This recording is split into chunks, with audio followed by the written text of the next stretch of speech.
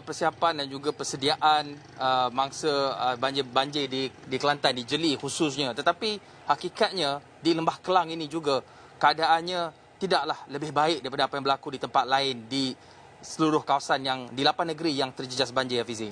Sebagai contohnya, di belakang kami ini, anda dapat lihat dan juga saksikan lumpur setebal berapa inci dan masih lagi tebal sebenarnya. Dan bayangkan proses untuk pembersihannya dijangka ambil masa yang cukup lama. Dan ini adalah situasi yang anda akan dapat saksikan di kawasan-kawasan banjir yang telah pun ditenggelami air.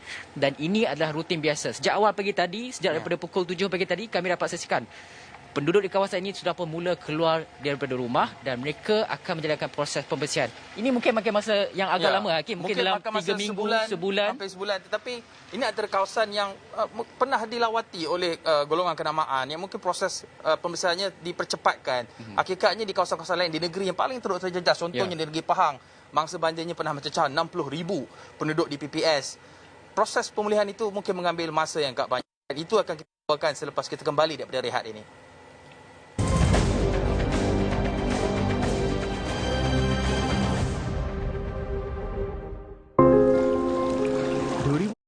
2021 tahun sukar buat semua. Belum reda kesan pandemik COVID-19, ujian datang lagi. Penat apabila melihat rumah kita rosak teruk, habis harta benda musnah, perabot semua musnah. Kemusnahan fizikal lebih berat, apatah lagi kesan trauma kepada yang mengalaminya. Membina semula kehidupan dengan sisa kudrat yang tinggal. Ikuti Awani Pagi khas Kita Reset 8.30 pagi Jumaat. Tadi di jambatan boleh dilihat bagaimana keadaannya, puing-puing kayu yang tak tahulah saya katakan memang sangat banyak. Tetapi selepas tu kami pergi ke kampung Sri Telemong, juga ada pakcik itu rumahnya hilang. Dan ini antara motor yang juga tidak dapat diselamatkan. Ada pakcik sebentar tadi di kampung Sri Telemong, beliau mengatakan ketika kejadian beliau lari bersama dengan anak. Banjir itu, ombak itu, beliau lihat kandang kambing, 40 ekor kambing beliau yang dijaga, yang diternak. Tinggal seekor saja yang hidup. Yang lain telah pun hanyut. Dan lebih 100 ekor ayam juga hanya tinggal 20 saja. Kami bertemu ketua kampung sebentar tadi mengatakan lebih kurang 50 tahun beliau berada di sini tetapi telah pun tinggal di sini. Tetapi tidak pernah berlaku ketika ini. Apa yang mereka mahukan sebenarnya, bantuan kerajaan sendiri dan pihak berwajib. Kerana apa? Mereka trauma.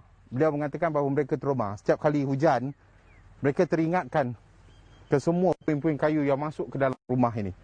Jadi adakah mereka selamat? Itu persoalan besar yang ditanya sendiri kepada saya oleh ketua kampung itu.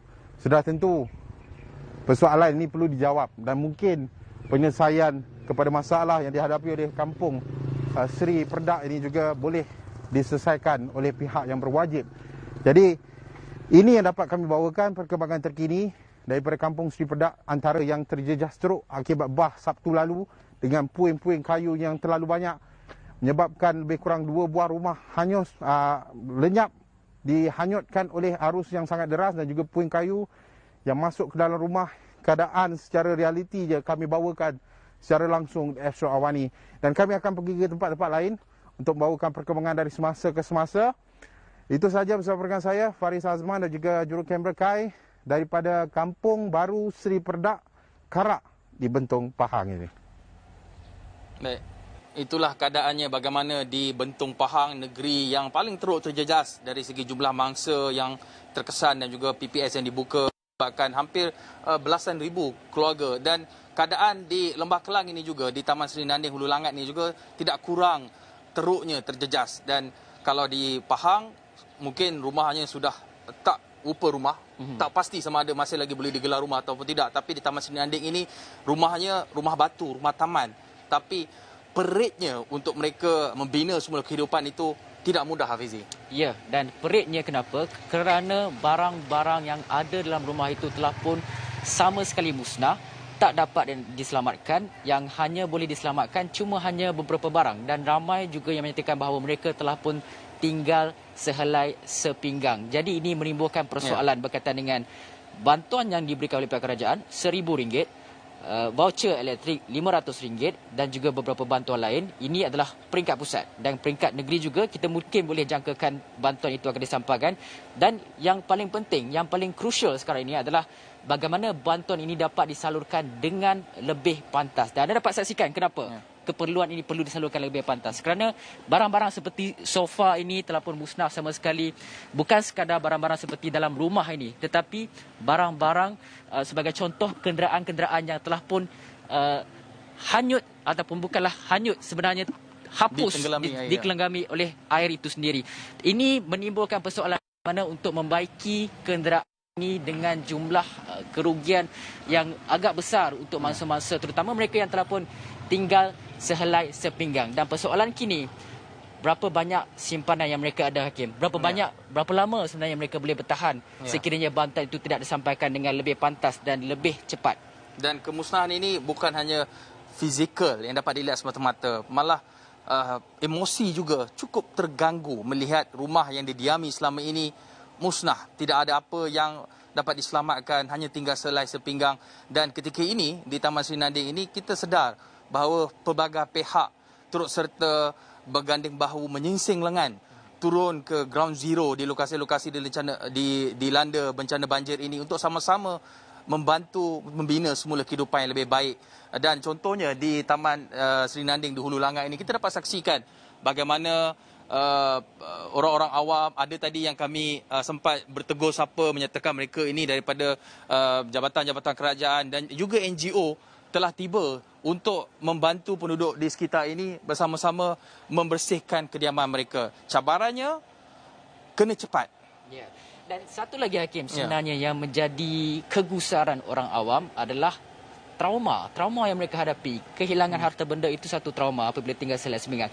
Trauma ketika mana sekiranya berlaku hujan. Malah ada laporan-laporan yang dapat kita lihat, Hakim. Berlaku saja hujan, penduduk di kawasan berisiko banjir, mereka rasa bimbang. Nak tidur pun tak boleh apabila memikirkan hujan, sama ada air akan naik ataupun tidak.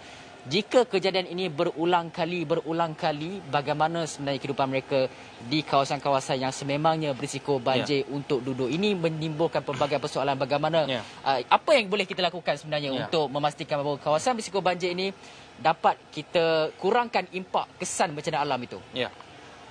Dentuman petir ataupun ribut tidak lagi memberi rasa ataupun perasaan yang sama sebelum banjir besar pada 18 Disember lalu. Tapi apapun, kami hari ini di Astro Awani akan membawakan sepanjang hari ini liputan langsung dari lokasi ground zero, bagaimana mereka ini boleh bangkit kembali melangkah ke tahun baru 2022 dengan semangat dan iltizam yang lebih cekal untuk membina kehidupan yang lebih baik di tahun 2022. Dan sepanjang hari ini, kami di Awani Pagi, Awani 745 dan juga di agenda Awani akan bersecara langsung dari lokasi membawa kisah-kisah dan pahit getir mangsa untuk bangkit kembali lebih baik di tahun baru 2022. Dan laporannya, semua itu akan kami bawakan jam 8.30 pagi ini, khas selama 1 jam, 8.30 hingga 9.30 langsung dari Taman Sri Nanding Hulu Langat. Saya kira itu saja.